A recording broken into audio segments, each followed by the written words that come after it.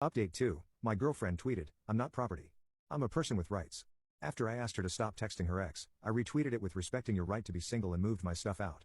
She showed up at my new place crying that I'd taken it too far. She's an independent adult with a job. I'm sure she'll figure it out. Then came the guilt trips from Olivia's friend group. Her bestie, Catherine, called me crying about how I'm ruining Olivia's life and how she's never seen her this broken. She made one mistake. Catherine wailed.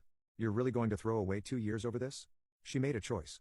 I said she chose her ex and her independence over our relationship. I'm just respecting that choice. But she didn't mean it that way. Then maybe she should have thought before she tweeted. The apartment situation is where things got really spicy. Our lease is in both our names, but I've been paying most of the rent.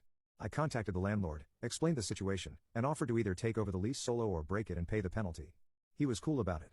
Apparently, Olivia had been a nightmare tenant when she lived there before I moved in. Always late with rent, noise complaints, the works. He agreed to let me break the lease with 30 days notice. I'd lose the security deposit, but honestly, small price to pay for freedom. I texted Olivia the news.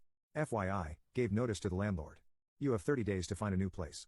I already found a studio downtown. Good luck. The response was unhinged.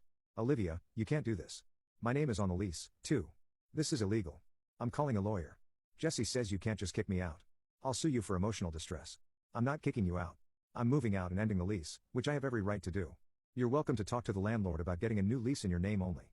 Radio silence for 2 hours. Then he wants first month, last month, and security deposit. That's $4,500.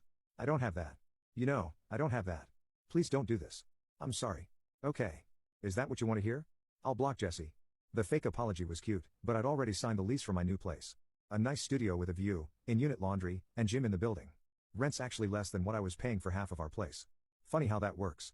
Update 3, final last update because I'm ready to close this chapter. So, Olivia had to move back in with her mom, but not before one last attempt at manipulation.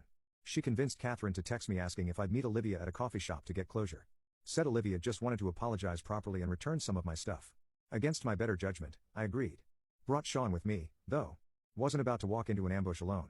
Olivia showed up looking like she'd stepped out of a magazine. Full makeup, new dress, perfume I bought her for her birthday.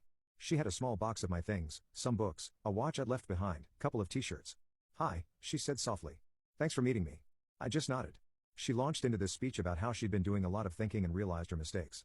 How Jesse meant nothing and she blocked him on everything. How she was willing to work on herself if I'd give her another chance. "I even started therapy," she said, eyes welling up. "I know I messed up, but we were so good together. Remember our trip to Miami? Remember how you said I was your person?" I did remember. I also remembered her tweeting that I was toxic for asking her to stop texting her ex. "Olivia, I appreciate the apology, but I've moved on. I hope you find what you're looking for." That's when the mask slipped. Moved on? Her voice went sharp. It's been 2 weeks. You